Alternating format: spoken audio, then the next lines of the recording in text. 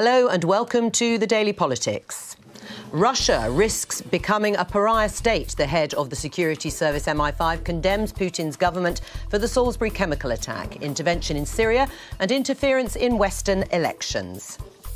Decision day approaches for Theresa May on the UK's trading relationship with the EU after Brexit. Can she unite her fractious party? A third of councils in England say they are cutting vital funding for deaf children's education. We'll hear from a family who could be affected. And could legalising cannabis transform it from a costly law enforcement issue to a cash cow? It's perfectly natural for some people to want to experience the effects of drugs. And, whisper it, they can be fun.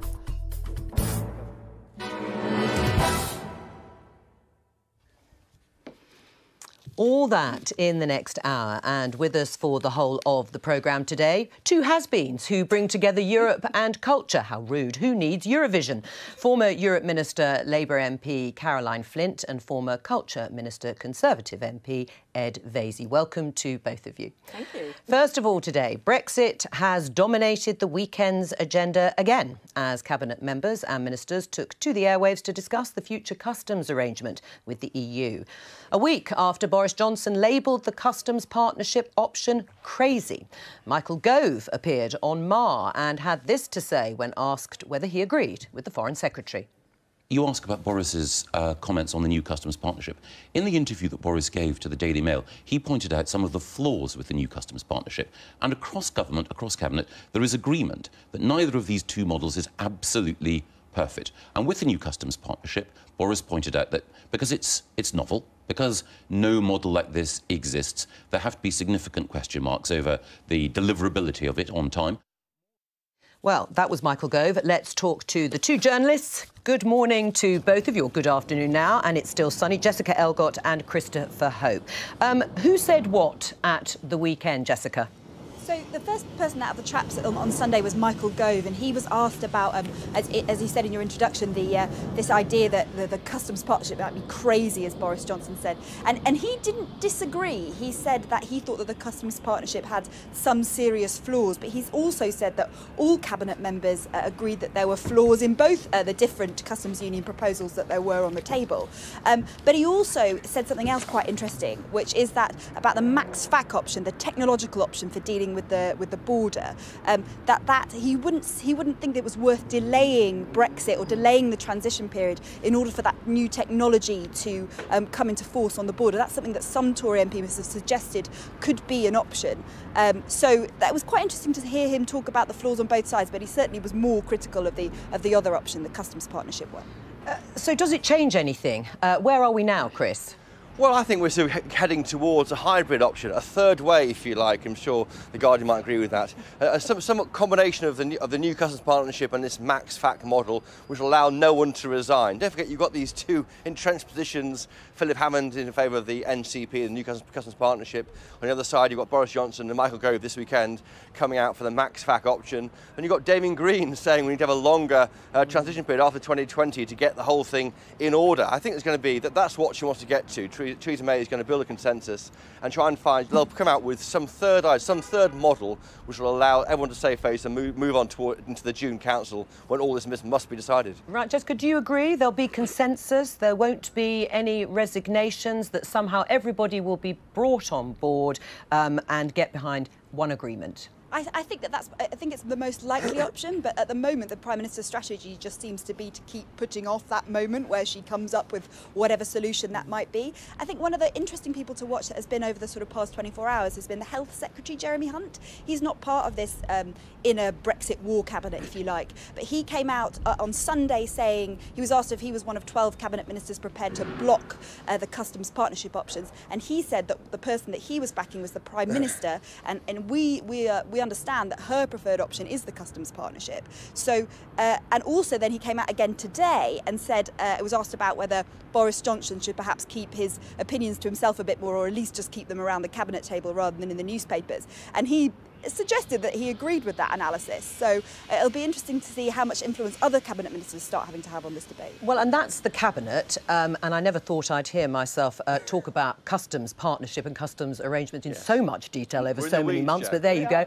That's the cabinet. What about Parliament, Chris? What are the parliamentary hurdles ahead? There's quite a few. Well, in the short term, Theresa May will meet with senior Brexiteers today to try and work out how they can help to get a degree of unanimity across the entire Conservative Party. But there are all sorts of hurdles. There's 13 or 14 Lords amendments pushed through just recently, which the government's going to have to work out how to overturn. And I think if you look at last week's vote on Leveson, there are numbers there on key votes that the government could win. It just seems the whips are a bit nervous about relying on their DUP friends to get things through Parliament, but I expect them to try and ram all of those Lords amendments through in one go, which will become an effective vote of confidence in the government. Not a literal one, but an effective sort of test for the government of whether it can control Parliament and deliver Brexit. Right, and Jessica, timings.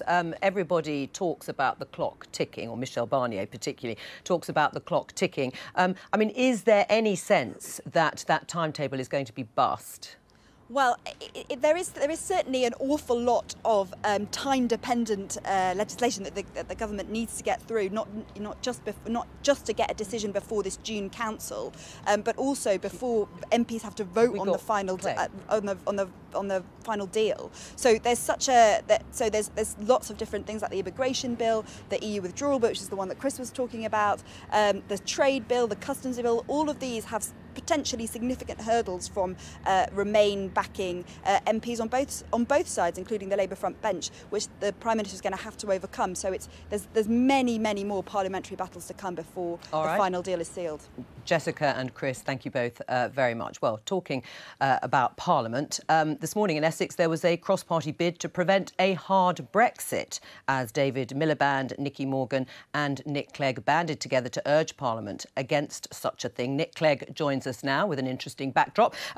Hello to you, Nick. Thanks for joining us. It's all right, you're the main focus here for the interview. What is the point of your intervention at this stage?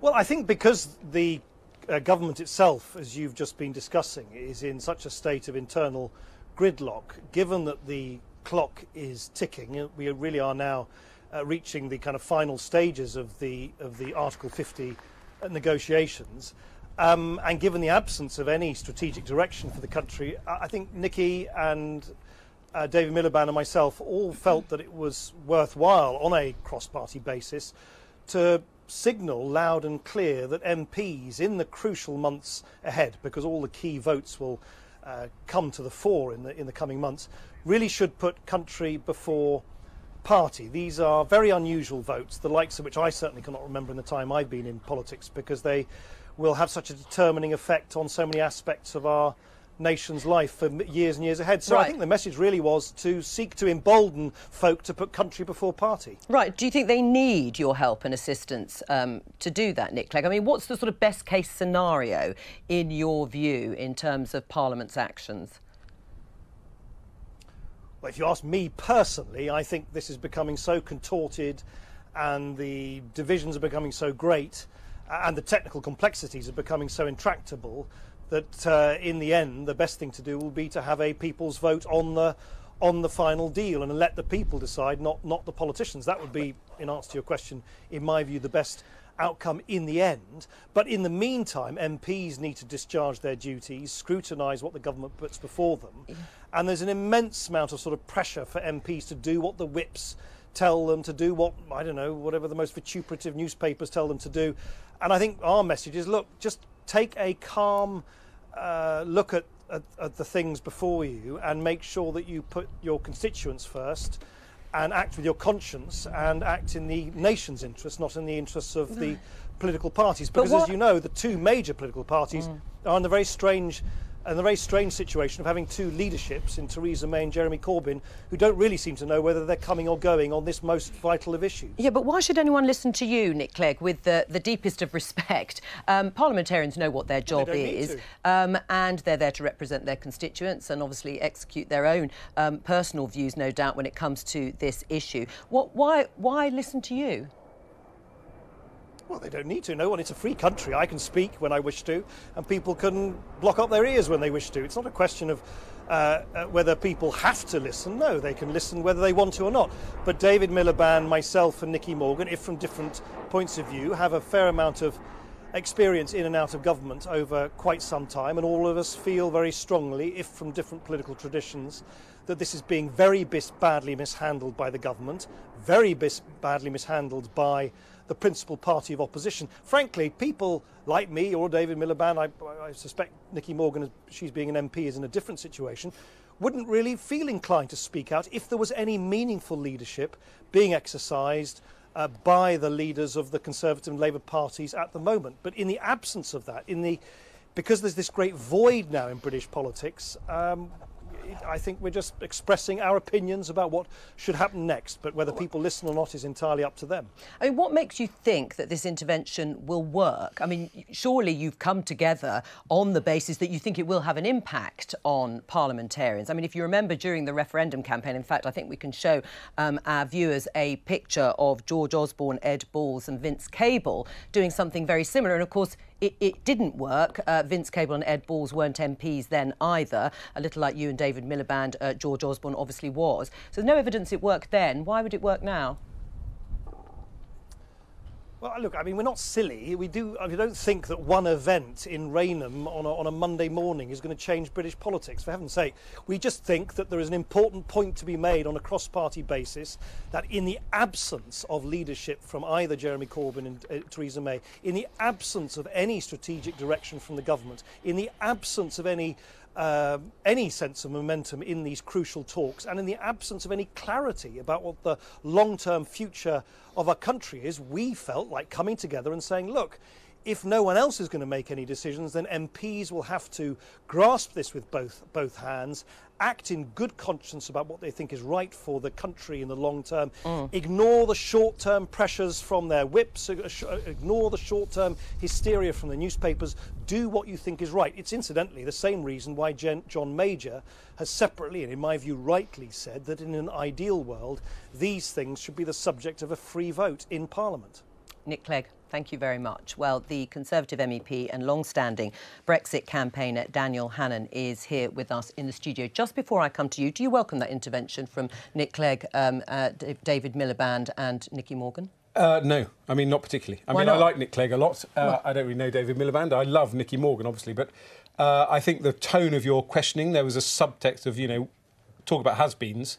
I'm not sure it's going to move the dial on Brexit and the whole debate about how we do Brexit. It is up to, indeed, as Matthew Parris wrote in the Times on Saturday, it's up to MPs in Parliament to stand up for what they believe and to make the right steps in terms of how Brexit should be shaped in the absence of a clear direction from government. But ostensibly you agree with him, don't you?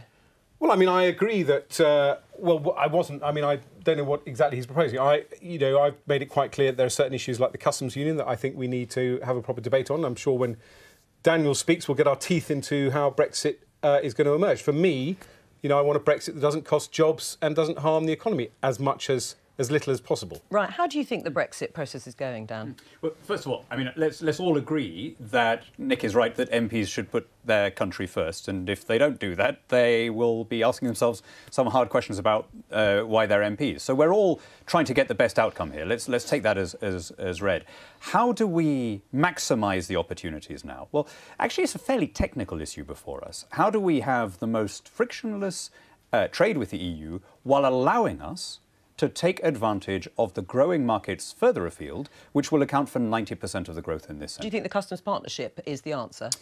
Well, I mean, I don't have, and neither do you, and neither did Caroline or Ed, all the details that the Cabinet Subcommittee have. Broadly... But the basic idea that we should try and have, within the context of being able to do our own free trade agreements that allow us to suit ourselves and do services, the closest relationship with our European allies, I hope that that's a common starting point for all sides. Right. So you don't think that the customs partnership would work in its current form, the way it's been presented? Well, I was initially very attracted by the idea when I saw it floated last August. The problem seems to be a quite technical one, that it's just not going to be up and running in time to make it work. Would you support a customs partnership when it comes to the Commons, or is it crazy, like Boris Johnson says? I would support some kind of compromise, which is what, to a certain extent, people are talking about. So, I start on a position that the customs union is the best thing for our economy. And I profoundly disagree with Dan. This is where I really get quite militant about it, because I don't believe, A, that free trade deals are around the corner, and if they are, they will involve things that the British people are going to find quite hard to stomach. For example, we've heard that Turkey wants to do a free trade deal, but it involves free movement between Turkey and the UK. Now, people can take a view on that. Secondly, I don't believe that we are stopped from trading. Germany trades happily with China. We send trade missions to India. Matt Hancock's in India. From doing our trade deals. Ed, why is it? Why do you think that no one in Norway, no one in Switzerland, none of the parties in those EFTA countries, the countries that are closest to the EU, want to join the customs union and surrender their ability to do their own trade deals? But this is the other problem I have, which is that the Brexiteers say you can't possibly consider the customs union because we need a clean Brexit, but you want to be part of the single market. So why is it OK for you to say, well, in the interest of our economy, let's join the single market, but in the interest of Brexit, let's not be a member of the customs union? Well, no, it's not in the interest of Brexit. The customs union was always the most harmful aspect of our membership. We are a very unusual EU country because we sell more outside the EU than to it. We've always been uniquely penalised by it. As recently as January, the Labour leader was making the very obvious point that it's also harmful because it is protectionist against developing countries and it hurts the poorest people here. It pushes up food bills and clothing bills for the people who have to spend the highest percentage of their income on those basic commodities. It is an immoral and inefficient system. Right, so you would rather stay in the single market and come out of the customs union in the way that you've articulated. I mean, Caroline Flint, you've previously said that Parliament should reject Brexit game playing and accept the country's decision. Was it, in your mind, the country's decision to leave both the customs union and the single market? I think they were on the table during the referendum campaign. I can remember myself, campaigning for Remain and going through what this would mean. And whilst I wouldn't say that, as with any referendum, the details of anything were all out there for people, I think people knew that there were big choices to be made. But I've always felt, since the referendum, you divide into two camps. One who actually accepts that we are leaving, and therefore we've got to work through these difficult issues to come out with the best deal. And two, Nick Clegg, who actually wants to overturn the result of the referendum. And therefore, when they get together like this, and I can't speak for David and Nicky, but certainly Nick Clegg in terms of what he's said on the public record, he cannot really win the public's trust because he actually disavows the public's decision in terms of leaving the European Union. So whatever he says, it's all, I think the same sort of arrogance and establishment speak that actually fundamentally lost the Remain campaign. Do you think Labour is right, then, to get behind remaining in a customs union or on the customs union, according to Emily Thornberry? Well, what Labour has said is it wants to have a relationship, a strong relationship with the single market and a customs union partnership. In some respects, actually, and it's difficult to weigh this up because it's so unclear from Cabinet and from Theresa May the direction they're going. Would you support a customs partnership? Would you support that sort of... Look, I think there's going to be some sort of bespoke deal. Norway got a deal because actually they wouldn't join the European Union. But they're not in the customs union and they are in the single market. No, exactly. So they will have to... But the truth is also, Joe, we are not Norway. Norway's a much smaller country, a very different economy. So we're going to have to come up with something that meets our needs. But let's not kid ourselves that everything can stay the same as we leave the European Union. Twice as much ahead to the EU as we do. Switzerland 5 times as much. Neither of them wants to join the customs union. All right, but on your point about the single market, Dan, do you think those 83 Labour peers who backed the idea of the UK staying inside the European Economic Area, do you think they went too far or they were right? I don't believe you can stay in the single market and and have the changes to freedom of movement. I just can't see the EU agreeing to that, and I accept that principle. So we're going to have to come up with something that, as much as possible, protects some of the advantages, but it won't be the same. But the other side of it is, Joe, and, I don't want to be too sort of like, it's all going to be great, because it's not. These are challenging issues. But part of our discussion in the next year has to be about the sort of things we'll do differently outside the EU in terms of our desperate... Because there'll be no place to hide in the future behind blaming the EU for all our ills when it comes to our productivity, our lack of skills, our lack of people able to go into the jobs where there are shortages. But, Ed Vaizey, do you think it is helpful when you have Boris Johnson, the Foreign Secretary, dismissing one of the key planks or proposals by the Prime Minister, dismissing those as crazy, or that colleagues who believe in remaining in the customs union, perhaps like yourself, are accused of plunging the knife into the Prime Minister? No, I don't think it's helpful at all. I mean, just on Caroline's earlier point, though, I would say that I confidently predict for the next 30 years, Brexiteers will still be blaming Europe for whatever happens to our economy in the next 30 years. But as I say, all of those, we all accept that we're leaving the European Union. What drives me nuts, if you like, is the ideological approach to our leaving. I want practical solutions, as I say, that will protect jobs and protect the economy. And we're told that there are red lines. Something you happen to disagree with. The only country that is in a customs union with the EU and not in the EU is Turkey. Turkey hates it, and with good reason, because as Labour's trade spokesman Barry Gardiner said on this programme, Turkey being in a customs union with the EU means that if the EU does a trade deal with somebody else, with South Korea, then Turkey has to mimic everything the EU does, but South Korea only has to reciprocate to the EU, not to Turkey. In other words, what you're saying would leave us as a bargaining chip for the Brussels negotiators to use for the benefit of the remaining 27. Now, how can you portray that as being a sort of practical, undogmatic position? Because I don't agree with your analysis that by leaving the customs union, and I'm not saying that we should stay in the customs union forever, but in the absence of an alternative for our economy, I do not believe, first of all, that we will sign free trade deals straight after we leave the European Union. I think they are many, many years away. Secondly, I think those free trade deals will come with add-ons that the British public will find unacceptable. And thirdly, I'm not sure how much difference they will make to our economy. We're not going to sign any if we're in the customs union. We won't be allowed to. But in some respects, we're all trying to look into a crystal ball about the future. Yeah. Of course there's going to be complications. Of course there won't be, like, trade deals straight after And we would they leave be the ready European anyway? Union. I mean, would we be in a position to be ready? And let's not forget, the EU has spent years trying to get trade deals together. But it comes back to public trust about what people felt was happening. You can do them quickly. Can Australia and the US, 7 months. Sorry, Dan. Right, I'm going to come to you in a second. Yeah, go on. It is about public trust, and it is about recognising that there's going to have to be compromise on all sides to get to where we need to go. But we need leadership. Right. Theresa May. And on that, has there been a lack of leadership? I mean, do you think it's a good idea, this working party, these two groups of mixing up Remainers and Brexiteers within the cabinet to discuss these two proposals? Well, the problem is that Parliament has become effectively a negotiator. And of course, that leaves us in a weaker position because there isn't a majority in Parliament to deliver the referendum result. And of course, they know that in Brussels. So they have no incentive to talk seriously to us as long as they think that the Remainers in the House of Lords and the House of Commons will do their work for them by keeping us in a customs union, paying our tariff income to Brussels and agreeing But isn't that what they're supposed to do in Parliament? Isn't that what parliamentarians are supposed to do? Scrutinise proposals and legislation in the best way they think possible. They might also have if that was what they were doing, no one would have a problem with it. What are they doing? But I come back to what Barry Gardiner said. When he set out what was wrong with the customs union, that is an unarguable position. Labour then saw an opportunity to inflict some damage on the government, and they decided to back a preposterous compromise, which, not in the interest of getting a better Brexit, but in the interest of trying to discomfit the government. And I don't think that is a strong negotiating position for us to be in as a country. Where does it end? What does the Prime Minister have to do now? Well, I think we can find a way through on a customs deal. Remember that the backstop is we've said we're not going to put any infrastructure up on our side of the border. We should repeat that. Obviously, we should be prepared to work with the Irish Republic on helping them not put any on their side. But ultimately, that's their call. What is the way through in terms of Parliament now? Well, ultimately, if Parliament insists on staying in the customs union, then we are plainly worse off than we are now. Leaving the EU, but staying in the customs union, in other words, putting Brussels in charge of 100% of our trade policy with 0% input, that would be worse than we are now. In that situation, I think you'd need to have a new mandate, either in the form of a general election or of another referendum. Do you agree, yes or no?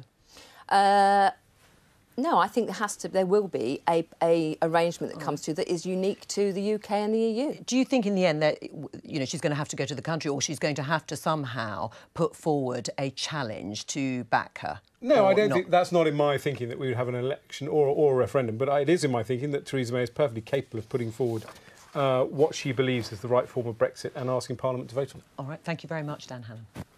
And for more reporting and analysis of Brexit, check out the BBC News website. That's bbc.co.uk/Brexit. Now, this morning, the head of MI5 has accused the Russian government of flagrant breaches of international rules over the Salisbury nerve agent attack. In a speech in Berlin, Andrew Parker also suggested Moscow was the chief protagonist in a campaign aimed at undermining European democracy and called for the need to shine a light on its activities. Leaders across Europe and the world have taken a stand. they've sent a strong message that the first use of a nerve agent in Europe since the Second World War, and supporting and protecting the Syrian regime's horrific use of chemical weapons to kill and maim civilians, is simply not acceptable. But also, the Russian government's invasion of Crimea, the taking of territory from another sovereign European country by force, cannot be acceptable. Seeking to interfere with legitimate democratic elections in the US and in France is not acceptable. Andrew Parker there. Caroline Flint, do you agree with his assessment about Russia broadly? Yes. Yes. And in terms of security and the future of security, do you think the partnership with Europe is under threat? No. And I say that because I do believe that apart from obviously our important work with other colleagues in the European Union, it goes beyond that through NATO and through other relationships as well. And I think when it comes to it, we have such a strong relation with so many of the countries in the European Union that they will recognise our mutual interest on this and will continue to share information and fight against attacks to our way of life and how we're able to conduct ourselves. Do you think that will prevail over and above what seemed to be the implication from Andrew Parker that Brexit might be threatening future joint security partnerships between the UK and the EU? I hope it will prevail. I mean, there's no reason why it shouldn't. You know, we are one of the Five Eyes. We're one of the world's leading, frankly, intelligence nations, if you like. And it would be... I can't believe that the Germans and the French wouldn't want us as partners in terms of European security. This whole row over the satellite navigation system, Galileo, I find very odd. It's another kind of weird position from the Brexiteers, because they're now saying they want to build their own Galileo, having rubbished it 20 years ago. But I think the EU's position is ridiculous. I mean, it's quite obvious that the UK has a key role to play. We help build this system. We have the expertise. I don't know. You know, this is where the rules-based system hits a brick wall. They should be much more flexible on that. And there's no reason why we shouldn't be very close security partners. Are you worried about it? I mean, are you worried about this is the first bump in the road where I've thought common sense is not prevailing on what is an obvious relationship. Right, because we discussed this actually last week about the EU seemingly trying to exclude the UK from Europe's Galileo security system. Ridiculous, but possible, do you think? Well, look, I mean, anything's possible at the end of the day, but I think also, hopefully, again, common sense comes to play here in terms of the contribution that we're already making and the loss of that contribution if we weren't part of it, but also our wider interests. And, the biggest concern we should have is about how we... look, there's always been, in one way or another, countries using propaganda of one form or another to get their point of view across or to change the minds of peoples of countries that they want to influence. But, we're dealing with technology today that is of different order, and therefore, we should rise above any sort of petty squabbling and quite frankly, bureaucratic nonsense to see the bigger picture here. All right, well, let's rise above it. Now, well done. A third of councils in England, I'll take that decision on behalf of all of us, are planning to cut their budgets for the deaf. That's according to the National Deaf Children's Society. The data obtained from Freedom of Information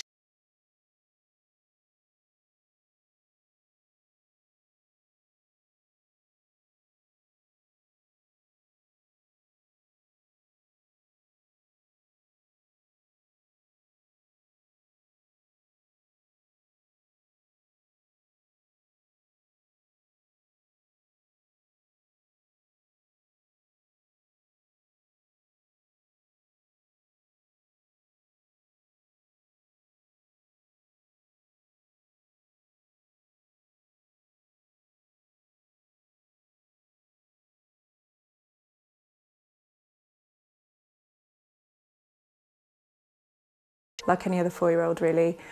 It's easy to compare Beth with her twin, who's hearing, and I have another hearing daughter, so if I talk about them, so they would always be looking at me, I'd be chatting to them, what do you want to do today? And they'd be, okay, yes, mummy. Always looking at me. Eye contact is, I guess, the first kind of form of communication in a baby, but Beth wouldn't look at me because she couldn't hear what I was saying, and she was just interested in what was going over there in the garden, what was going over there, something happening in the corner of the room, and it was difficult as a mum trying to bond with her in a way because I couldn't really get her attention.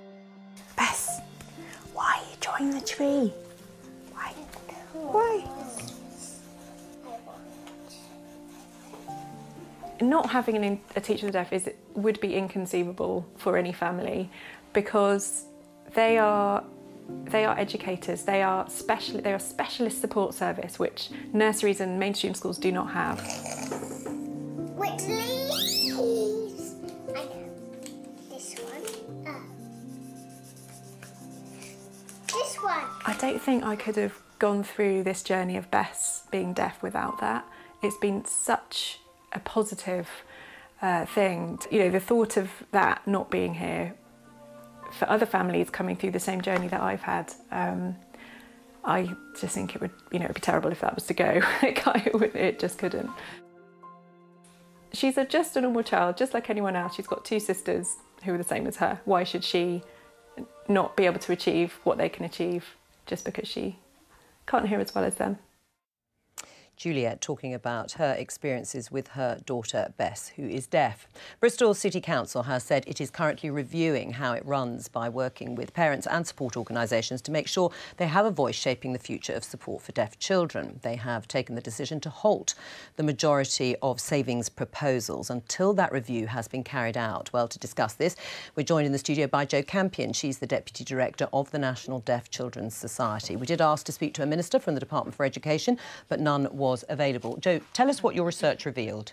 So this was information provided by all the local authorities by Freedom of Information request, and it showed that a third of councils, that's 45, across England are cutting services for deaf children by £4 million. These services, the services that this money is being spent on, are things like vital pieces of equipment like radio aids and that deaf children can use in the classroom. They're the specialist teachers that Bess and her mum were just talking about just then. They visit the families in their home. They can be a real support and absolute lifeline for these families. So this is absolutely essential support, and it really can't be cut. Right, you've shone a light on it for these councils. Bristol has said it's going to put those cuts on hold. Are any others going to do the same? Councils in England wait for the consultation? Well, we will certainly be challenging councils across the country to halt those cuts, and we would urge them not to. These are vital services. But what we're saying today is that the government needs to step in here, and essentially this is, these services are under real strain. This isn't just this year, but it's been previous years.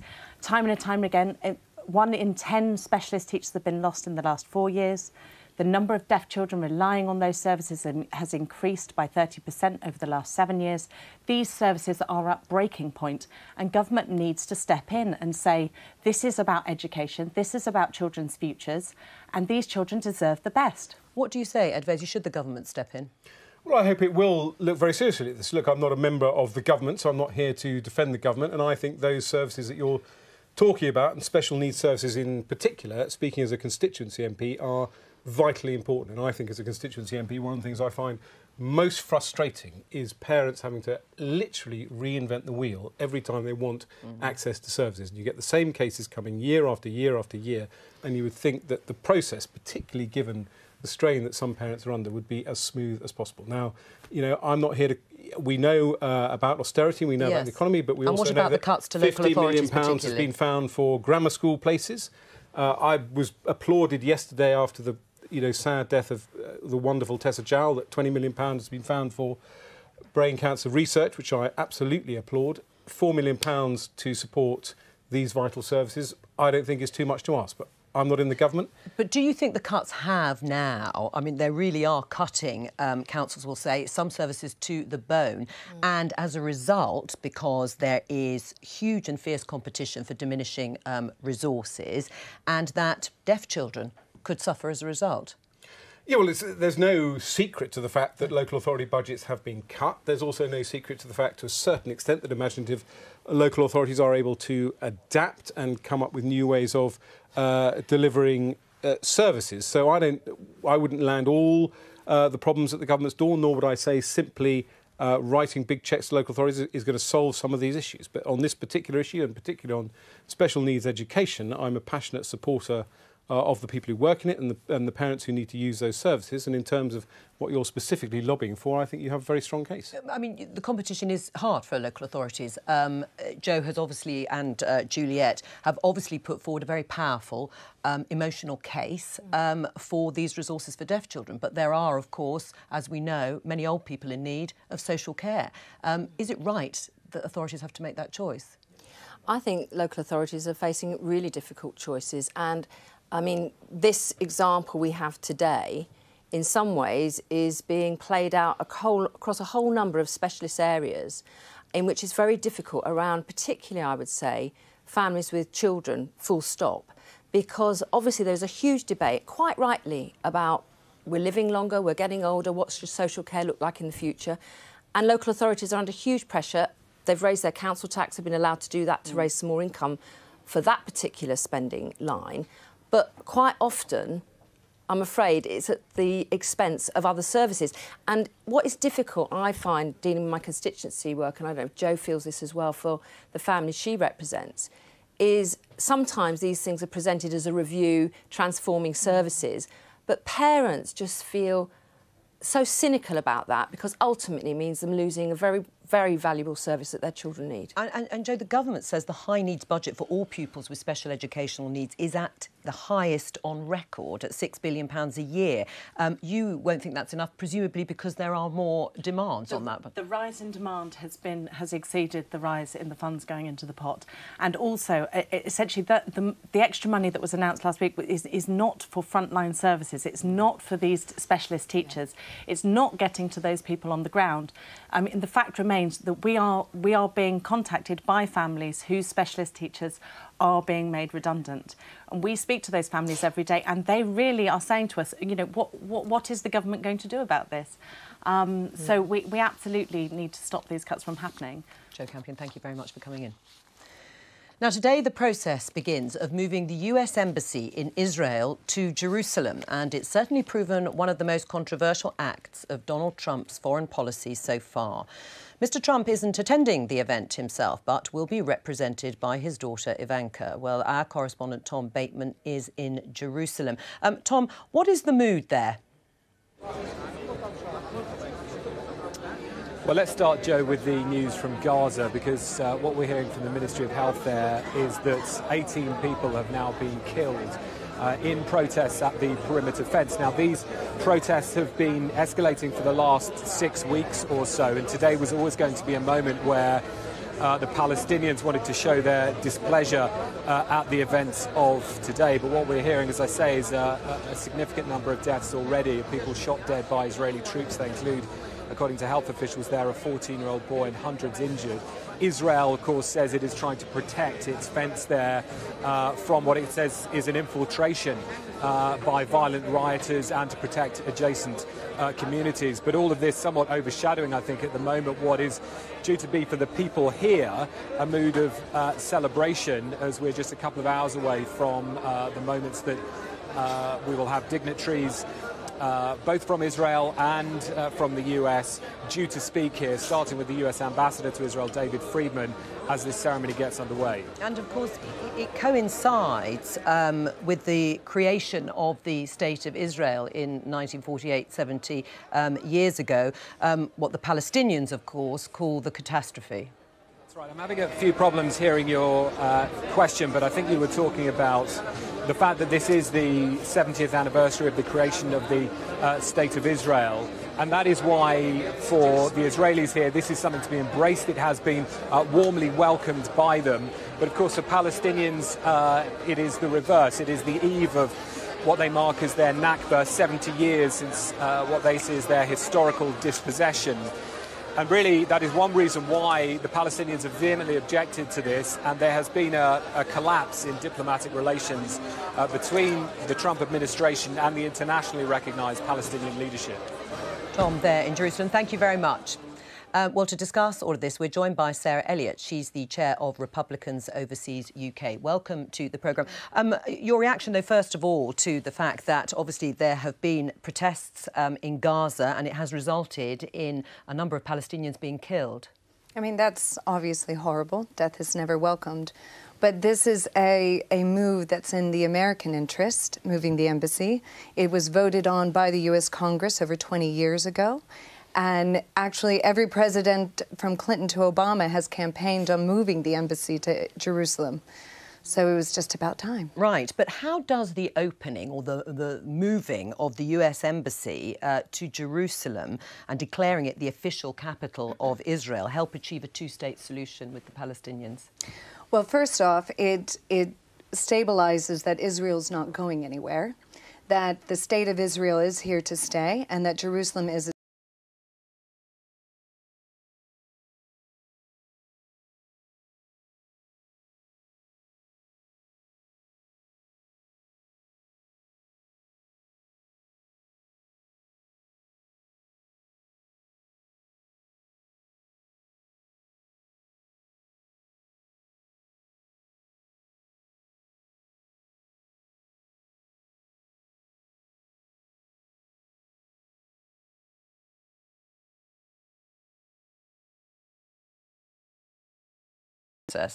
I think it helps it because it establishes that there's always going to be an Israeli state. There's always going to be a Jewish state in that region. And I think it's vitally important for Western interests to support Israel because of its shared values. It's a liberal democracy in the region, and it has unparalleled intelligence when it comes to Middle Eastern affairs.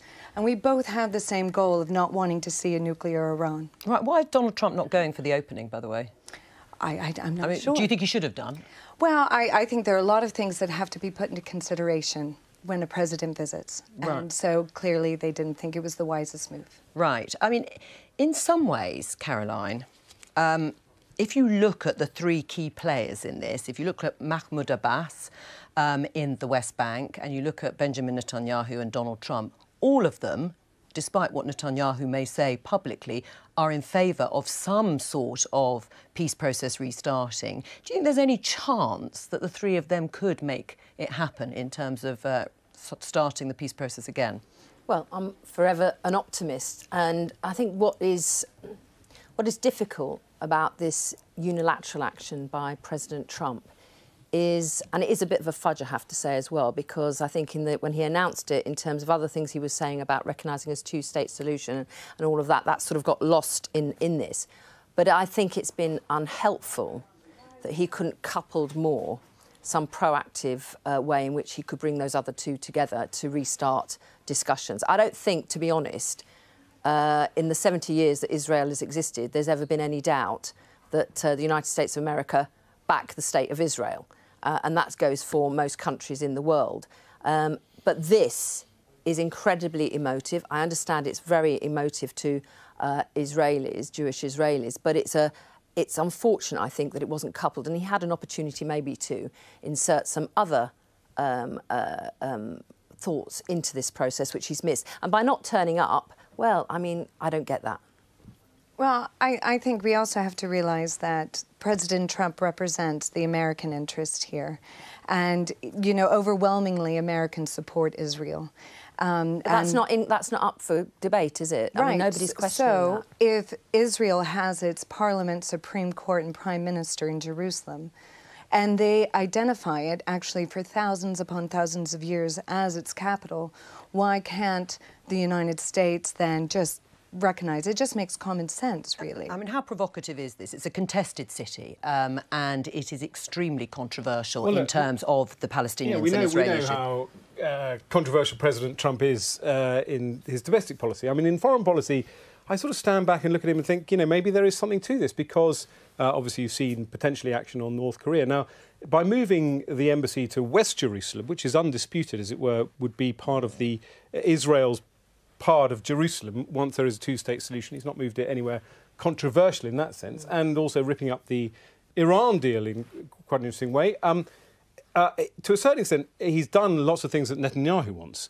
The key is there an end game and a strategy here for Trump? Because he's given Netanyahu two big prizes. And the Israelis see it in that way. Trump will get his reward, I think, and praise if, as a result of this, somewhere down the line, he makes Netanyahu make the compromises that could bring a two-state solution and bring him back closer. to the negotiating table. It is, you know, it is the position that people, to a certain extent, are throwing up their arms. But I think Sarah's point and others is, you know, this is less controversial than meets the eye, and actually, as part of an end game, may be quite a clever strategic move. Broadly, then, what do you think is driving Donald Trump's foreign policy? Well, I think it's the America First agenda. What makes America most competitive in the world? What brings us, what helps with American leadership and to bring peace? I mean, only a few months ago we were worried about, you know, nuclear war with North Korea, and he has made from day one, according to the South Koreans, that solving this problem is what part of his agenda. Right, but withdrawing from the Iran deal did then immediately have as a consequence Israelis and Iranian forces in combat. Was that? Well, that's also been going on much longer than that. It's true, but it was escalated at that point. You know, the Iranian deal did help fund further violence in the Middle East, in Syria and in Yemen, and it is Hezbollah that keeps attacking Israel from Lebanon. So, you know, at a certain point you have to look and go, who's really the attackers in this situation? Is it really the Americans here, or is it Iran and their allies? What did you make of him withdrawing from the Iran deal? Something he promised to do, of course.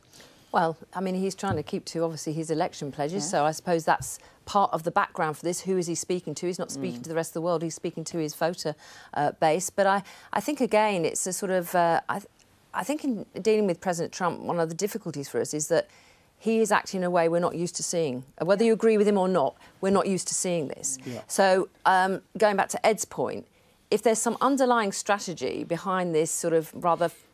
and I don't mean this in a derogatory way, folksy way of putting it out there, then maybe there's some hope in this. But the problem is we don't really know that, and whether the strategy follows these tweets and there's tried to pull together some sense of strategy, that's a little bit worrying if that's the case. Sarah, thank you for coming in. I'm not sure you believe it. There is a strategy. No, that's what I'm saying. We live in hope. I think we got that message from Caroline. Now, could legalising cannabis turn it into a cash cow for the Exchequer and cut the cost of drug enforcement? James Price of the Taxpayers Alliance thinks so. And here's his soapbox. Last month, thousands of people gathered here in Hyde Park to smoke cannabis. The so-called 420 demonstration shows us that the current prohibition clearly isn't working, and legalising cannabis can have all sorts of benefits. I mean, think how much money could be saved to the police, courts, prisons, let alone the massive NHS savings from pain relief. And then there's hundreds of millions of pounds that could be raised in revenue. Consumers spend a lot of their money on drugs. Far better, therefore, to legalise it and collect some of that in taxes. Drug money goes into the black economy and helps fund other criminal endeavours. Legalisation would starve criminals of those funds and save loads of police time. And there's a health angle too. The strength of cannabis is increasing, leading to more mental health problems for users. Legalisation would offer a choice of strength, and regulations would make taking it much safer. It's perfectly natural for some people to want to experience the effects of drugs, and, whisper it, they can be fun. I don't think the government has any right to tell me that I can't smoke cannabis. And James Price is here, and David Rains from the National Drug Prevention Alliance is in Bristol. Welcome to both of you. James, wasn't this a rather frivolous piece? I mean, talking about it perhaps being fun. It could remove the only deterrent left to stop vulnerable teenagers or older people using it. Yeah, well, the paper is quite a dry analysis of some of the spending savings that can be made in this. So you're looking at almost £900 million. I don't think anybody would call that frivolous in terms of savings to pain relief from the NHS, police, prisons, custodial services, even forensics and things like that. It's a huge amount of money that could be saved. Right, David, £900 million, which could be used to target, drug crimes. Was that me you were addressing it to? Yes. Yes, I regard papers like this as rather like the first swallow of summer, you know, and we get another one every year. And I'm usually on air on the radio or something to deal with them. And Caroline Flint, of course, has got a bit of a history. She was the drugs minister, so she will know this isn't going anywhere.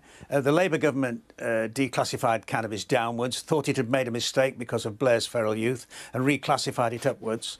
In the mid-90s, we had the Independent on Sunday campaigning for cannabis legalisation under the then editor Rosie Boycott. That's 23 years ago.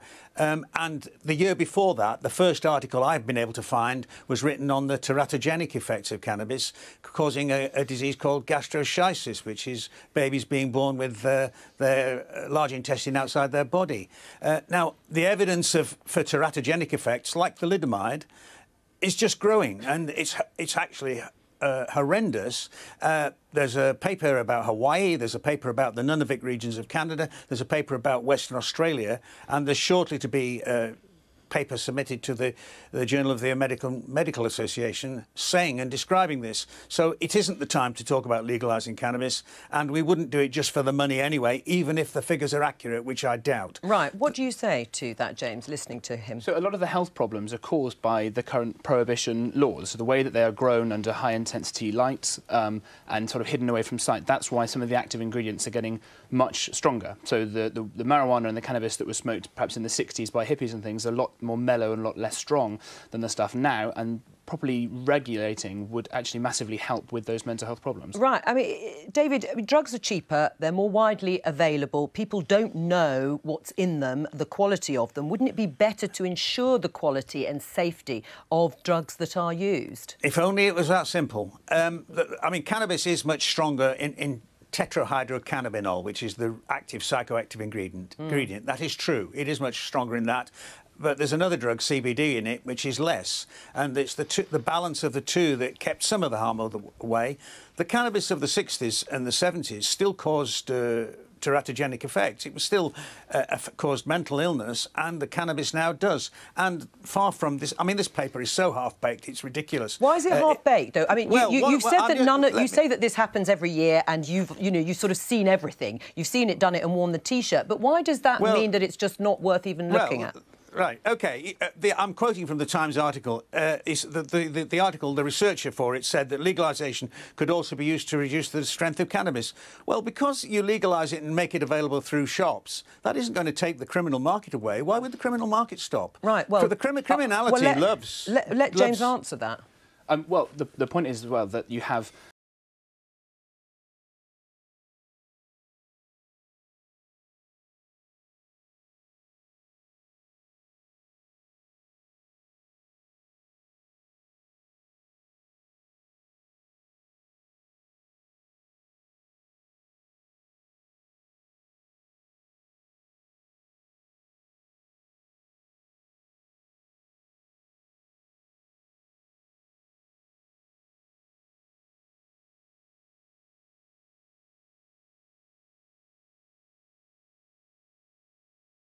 say we're going to regulate it and put tax on it and you're only allowed so much a week, then organised crime elements will make sure you can get it cheaper with no tax, but also the amount you can get. And the truth is that, you know, fortunately, drugs is a problem in society, but most people aren't addicted to drugs. And I'm afraid there is a very significant case for medicinal cannabis, which I think is worthy of discussion. But I think wholesale legalisation isn't the issue.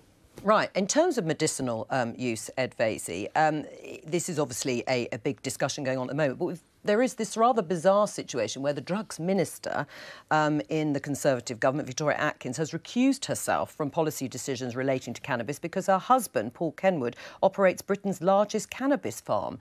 Is that really credible?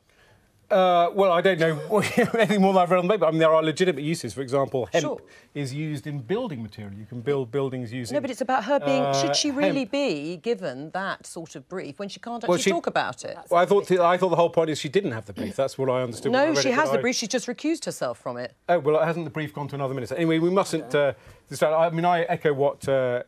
Caroline says, and I think also what David said about the first swallow of summer. We do have these reports every year. I hope the Taxpayers Alliance will get back to areas where we can really save money, which is my personal obsession, which is the government digital service, where we were saving billions every year by moving services online, and I hope that that is the way forward. Doesn't sound like anyone's supporting your idea. No, but I think a lot of your viewers at home, maybe those who are suffering from chronic illnesses, people with multiple sclerosis and things like that. That's So totally different. but at the very least, if we have some of these drugs that are for medical purposes, we can do that as well. But that's part of there in the paper as well about the pain relief savings. But to get the headline, you have legalise it all. Yeah, well, at the very least, legalise some of it. Some of the problems you're talking about wouldn't go away, perhaps, but it would be made a lot better, especially for people who are suffering these chronic illnesses. All right, David and James. That, Joe? Right. Thank you. So, yes, go on. Yes, briefly, go ahead. Well, we're a first world country with a first world pharmaceutical approval system, and I have no objection at all to cannabis-based medicines, provided they've gone through that system. What I do object to is people like James coming on and talking airily about cannabis being medicine. It isn't. All right. Well, you've made that clear. Thank you very much to both of you. Now, we've already talked about claims of wishful thinking when it comes to Brexit, but what about a fantasy front bench? For the political dreamers and fantasists out there, and I don't just mean our guests of the day here in the studio, Fantasy Front Bench is a digital tool, you should be keen on this, Ed, that allows you to create your own top team. Public policy experts at University College London are behind the initiative, which allows you to select politicians from across the Commons. You can take your pick from the current cabinet and shadow cabinet, generous, isn't it? Or promote your favourite backbenchers to great ministers of state. For those looking to build bridges across the political divide, filters include gender, how long they've spent in Parliament, the kind of school they went to, and their voting history on issues from social policy to the EU. There's Caroline. And there's a helpful reminder of who's who, just in case you needed it. Well, the founder of Fantasy Front Bench, Matthew Seren-Smith, joins us now in the studio. Welcome. So everyone's armed with iPads, except for me, I noticed, actually, but never mind, that's always the case, the poor old presenter. They're going to try, Caroline and Ed, to create their own front bench. Just tell them briefly how they do it in a couple of minutes. Sure. Well, we have on here a generator. That's a kind of a quick form version. Yes, that's it. You've got to put it up there next to Caroline so that we can see it. So this is a quick form version. You can quickly choose how many of each gender you want, and you can generate some politicians for your front bench, or the long form version, which I have here. If you go through the site, what we have is the voting history sort. I'm doing an automatic generation. We can start sorting the current cabinet on policy issues. So, for example, if we look at a controversial one, the Iraq War. All right, well, listen, you get on with it while I talk to Matthew. What was the inspiration behind doing this, Matthew? Did you just put... Oh, my Lord. The inspiration came really... when I was sat in a pub with some friends one evening. It sounds like something, yeah, go on. We were discussing the week's footballing action, and a friend of mine who's not particularly interested in football was getting rather bored and just said to me, imagine if the general public knew as much about politics and politicians as they do about football and footballers. Right. Just imagine what the country would be like. Well, so. I'm one of those rare people that knows a bit more about politics than I do about football. But yes, I take your point. You created it in 2015, so has it caught on? Yes, certainly. It's caught on, really well since the 2015 general election, especially amongst young people. The motivation behind the site was really to make politics engaging and accessible for people that are not normally interested by politics, especially young people. Right. Who's in your fantasy cabinet, Ed? Well, I knew this would be career-ending because I stupidly... Well, first of all, I wanted a majority of women. Yeah, right. Come on, give us some names. Well, they're all Lib Dems. They're all Lib Dems in your cabinet? Some of them I haven't even heard of. And there's some bloke here called Jamie Stone. Right. Who's he? Are there any names of people of your own colleagues? Well, the trouble is I asked for centre politicians because I'm fed up with this... right-wing, left-wing nonsense. And no Conservative came up. Your algorithm thinks only Liberal Democrats can tell. What about the wonderful George Freeman or Nick Bowles let him on. Esther McVeigh? I mean, we should be told why they've been excluded. The generators really... We put that in for school children mainly because it helps them get... But the great news is that Caroline's career is also finished. Right, quickly, who have you got? Full of Tories. No, is it? You've got Tories. Apparently, I've ended up with Caroline Noakes as Prime Minister. Who? The immigration Minister. I've also ended up Turn it around, don't hide it from the viewers. I've also ended up with Heidi Alexander as Work and Pensions Secretary, and she's already headed to City Hall. Well, look, thank you very much for bringing it. It's been lots of fun, and let's see if it has ended your careers. From all of us here, goodbye. Thank you.